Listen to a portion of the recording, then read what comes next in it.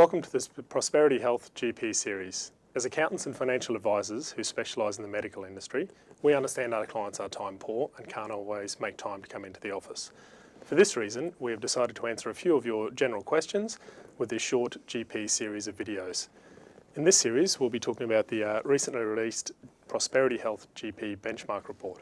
Stephen, you had a fair bit to do with this report. Yeah, thanks, Brendan. So at Prosperity Health, we want to be working with our GP clients to make sure that we and they are doing everything they possibly can to grow their practices, to improve profitability and performance so they can ultimately sell their practice at the highest possible price and be able to retire financially secure. So there are some clear trends in the general practice industry which any of our GP clients would be aware about. There's the trend towards bigger practices, and we were talking about 10 plus GP practices and the corresponding decline in the number of solo GP practices.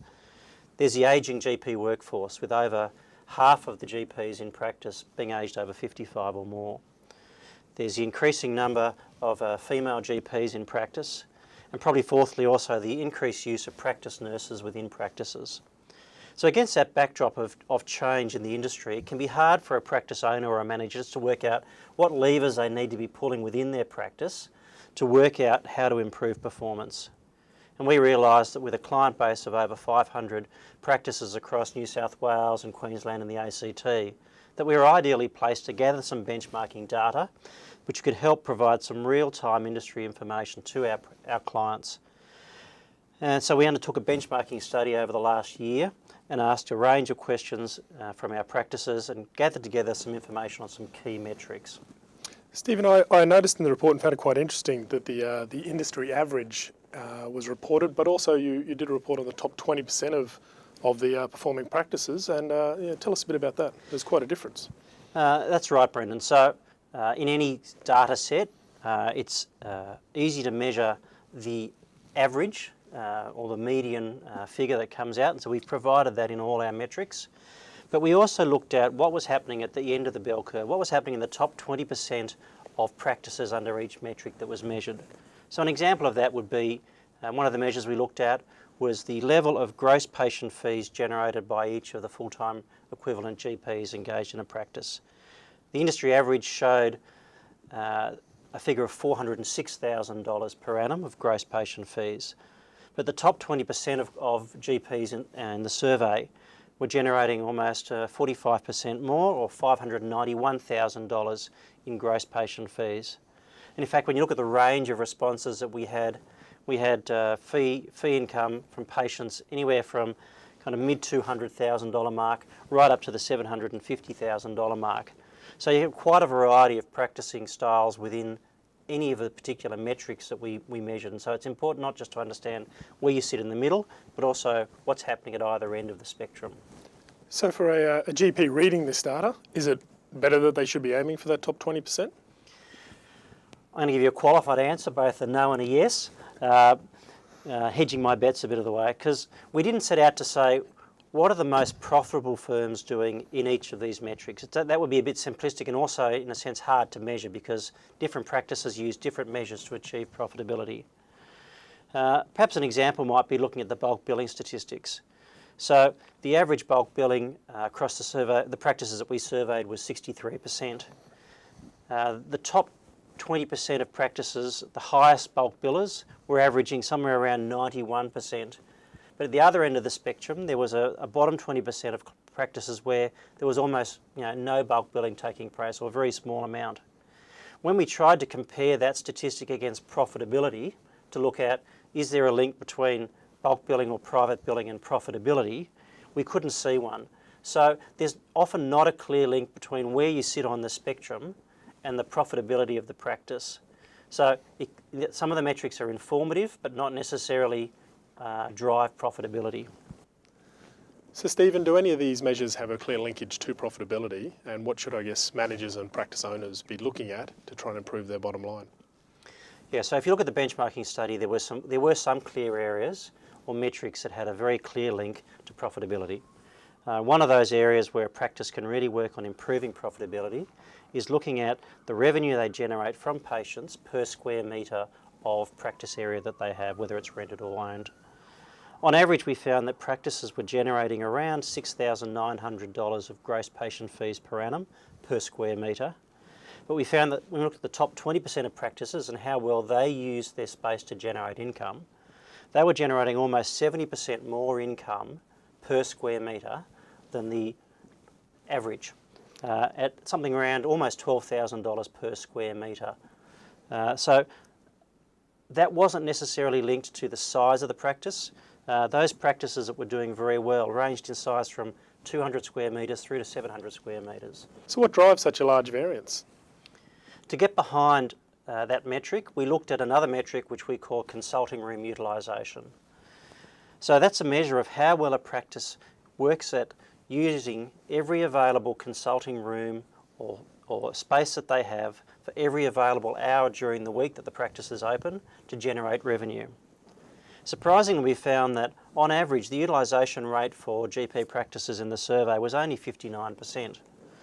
So practice owners need to think about their practice a bit like an accommodation provider thinks about their own premises. Utilisation rates are a bit synonymous with occupancy rates in the hotel industry. If you're only using your space for less than 60% of the time to generate income, then clearly you have a significant unexplored gap in profitability. Your capacity to generate income is clearly linked to how well you use your space to fill it with available people to generate income for the practice. So clearly revenue is important, but what about staffing costs and other expenses in the practice? What should managers and owners be looking at there? Yeah, so as part of the study we looked at both admin costs and also practice nurse or nursing staff costs per GP. There's quite a wide variation across practices as you'd expect. In terms of the absolute wage and on costs as a percentage of patient revenue, the industry average was shown to be around 20%. But we found some extremely well-run practices at the higher end of the spectrum of results where that result was more like 10% of gross patient revenue. And we could see that there were some quite clear examples of different practices who were similar in terms of numbers of GPs and revenue, where the admin numbers were quite different, so almost double in some cases. So some practices would have double the number of admin staff and cost for the same level of revenue. It's an area where it's quite easy over time to overinvest. Just keep on adding on people as the team gets busy, rather than stepping back and thinking about, are there efficiencies to be gained? Are people really doing everything they need to be doing?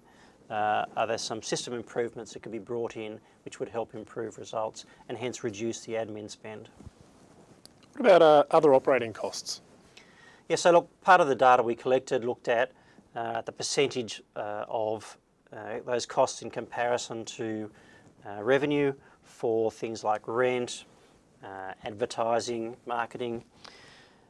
To be honest, those aren't really the key drivers. So the information is there, but they're relatively small in impact as compared to the revenue impact of addressing more revenue in the door from patients, and also the biggest cost area, which was staff costs. So with that being said, are most practices out there profitable? Surprisingly, no. So for the purpose of the survey, we treated all practices the same. You'd understand that all practices run slightly differently. So we started with the gross patient fees that were being generated by all the GPs at the practice. We then deducted the profit share or the share of those fees that was being paid to any contractor or non-owner doctors. And then we also deducted an arm's length split of fees payable to the owners of the practice, so that the owners were treated in much the same way as the contractor doctors to work out whether there was truly a profit being made by the practice. What we found was that about 20% of the practices that we surveyed in fact ran at a loss.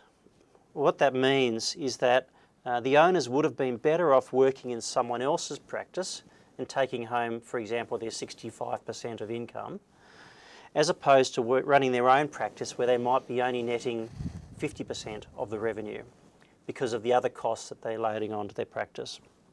I mean, at the other end of the spectrum, we found that the most profitable practices in the survey were making something around 23% of gross patient fees in profit.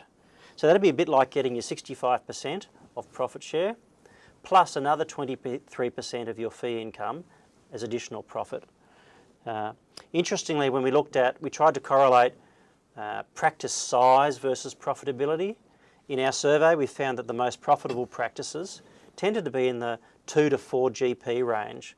It wasn't necessarily the very large practices that were most profitable. But I guess also interestingly, in terms of absolute profit, we found that there were some very profitable single owner GP practices out there where they have a large team of contracting doctors. Kind of makes sense. It does, and clearly there's a lot of variables there, and 20% not making profit is quite a number. But thanks, Stephen. Thank you for that, and we hope you've enjoyed this episode of the GP Health Prosperity Series. For more information on this GP Benchmark report or a free copy of the report, please go to our website at prosperityhealth.com.au. There you can also find links to anyone in your area who will be able to assist, and one of our professionals will be able to get in contact with you. Thank you.